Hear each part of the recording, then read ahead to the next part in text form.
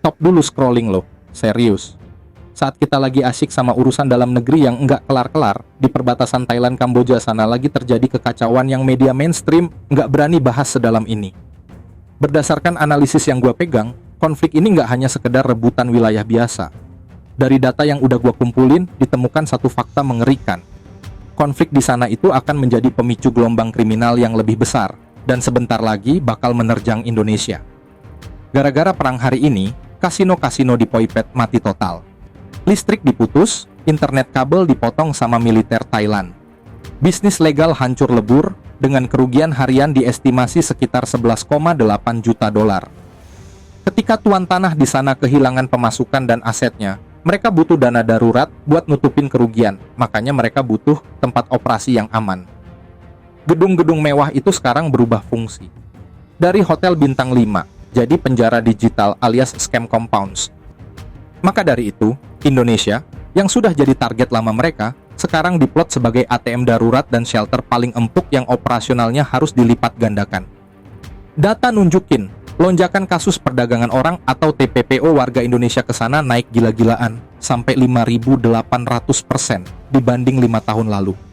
Mereka menjadi tenaga kerja buat mengejar target baru demi dana perang dan kerugian mereka. Dan bicara soal dampaknya, ada data yang harus lo tahu, transaksi judi online di Indonesia emang turun drastis. Tapi, jangan senang dulu, penurunan itu cuma angka semu, karena uang orang Indonesia ratusan triliun rupiah setiap tahun mengalir ke sana, sekarang disedotnya lewat jalur gelap cryptocurrency, yang bikin aparat kita makin susah ngelacaknya. Jadi, jangan skip video ini. Kita bakal bedah, gimana konflik tetangga ini bakal bikin dompet lo boncos kalau lo nggak waspada, mulai hari ini. Kita balik lagi ke TKP yang lagi chaos, perbatasan Thailand dan Kamboja, tepatnya di kota Poi Phet. Kenapa sih konflik di zona perbatasan ini bisa jadi trigger bencana besar? Hal ini bukanlah kejadian tiba-tiba, bro. Ketegangan udah numpuk dari Mei yang diperparah saat bulan Juli 2025 yang lalu, di mana Thailand meluncurkan serangan udara nargetin depot roket Kamboja. Terus, pada Desember ini, mereka main perang hibrida, potong listrik, potong internet di Poi Phet. Imbasnya adalah Poi Phet, yang tadinya disebut Las Vegas Mekong, langsung runtuh. Poi Phet di Kamboja itu memang dirancang sebagai kota kasino yang utamanya melayani penjudi Thailand. Itu kenapa, pas konflik memanas, Thailand langsung pasang full block. Mengakibatkan nggak ada turis Thailand yang masuk ke Kamboja, artinya nggak ada duit masuk buat mereka. Ini nih data yang ngeri. Laporan finansial operator kasino terbesar di Kamboja, Star Vegas, nunjukin laba mereka anjlok hampir 50%. Terus, yang paling parah, tenaga kerja di PHK massal sampai 62%. Angka PHK 62% ini bukan cuma statistik. Faktanya, ada kekosongan ruang atau spasial vakum. Gedung kasino, hotel, ribuan kamar, kosong. Padahal pemilik aset ini rata-rata elit politik yang lagi terlilit utang. Di momen keputusasaan inilah, sindikat kejahatan siber masuk, dan ini kayak perjanjian dengan iblis. Mereka datang, nggak butuh turis, cuman butuh gedung tertutup dan internet. Mereka nawarin harga sewa dengan jumlah menggiurkan. Perang ini justru membersihkan Poi Phet dari bisnis legal dan menggantikannya dengan scam compound. Dan ini yang paling gila, transformasi ini nggak bisa jalan tanpa restu orang gede. Fenomena ini menunjukkan adanya state capture atau penyanderaan negara. Faktanya jelas, Senator Lee Yong Fat ini bukan cuma pengusaha biasa, tapi penasihat pribadi Perdana Menteri Kamboja. Asetnya, Osmak Resort, sekarang jadi pusat penyekapan kerja paksa. Bahkan pas Thailand motong internet, sindikat itu nggak mati. Mereka pasang Starlink. Artinya, upaya nangkep mereka jadi makin susah. Justru konflik ini bikin judul harus melipat gandakan operasi. Makanya, operasi mereka terhadap kita jadi makin agresif, bro. Tadi kita udah bahas kenapa mafia berjas ini butuh dana darurat dan tempat yang aman. Sekarang pertanyaannya adalah siapa yang mereka butuhkan buat ngerjain job kotor ini?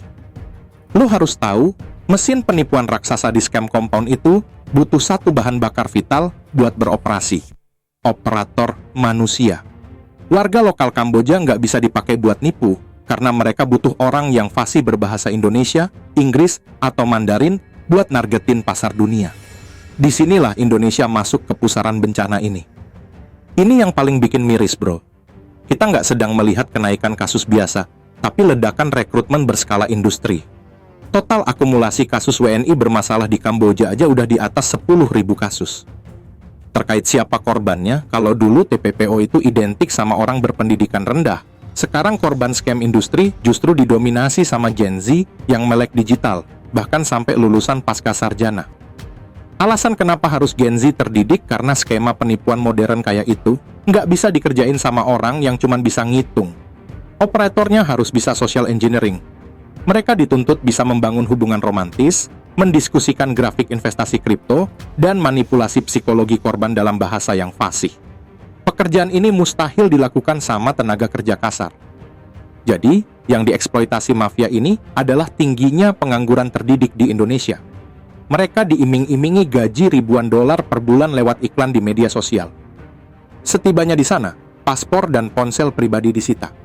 Mereka dipaksa menandatangani kontrak kerja yang isinya memuat klausul bahwa seluruh biaya perjalanan dan rekrutmen mereka, baik dari tiket maupun visa palsu, dibebankan sebagai utang senilai ribuan dolar. Utang inilah yang jadi rantai pengikat atau debt bondage.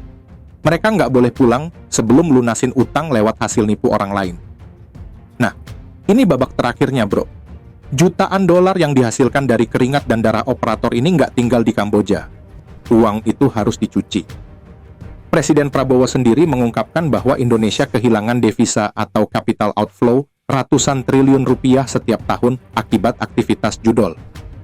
Transaksi judol yang terdeteksi di bank emang turun drastis dari 359 triliun di 2024 jadi 155 triliun rupiah di 2025.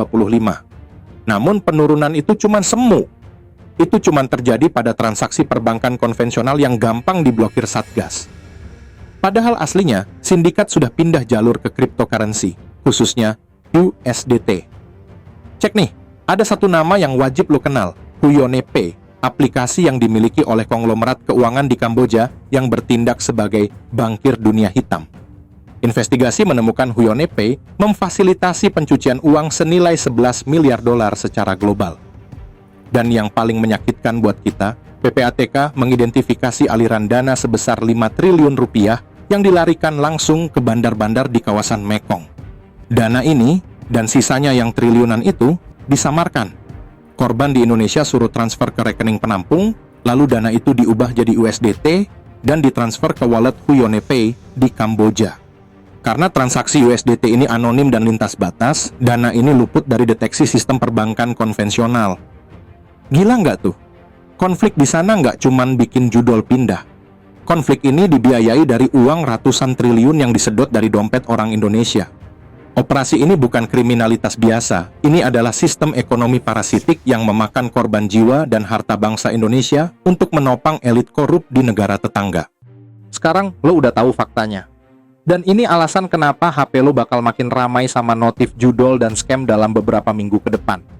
Ancaman ini real dan terjadi sekarang. Makanya, jaga data lo. Waspada sama iklan lowongan kerja yang nawarin gaji gede tanpa syarat jelas. Peringatkan teman atau keluarga lo. Pertanyaan gue buat lo, setelah lihat semua data ini, apa langkah paling realistis yang bisa dilakukan Indonesia buat ngelawan sistem ekonomi parasitik yang dilindungi senator dan militer negara tetangga ini? Tulis opini lo di kolom komentar. Jangan lupa like dan subscribe. Sampai jumpa.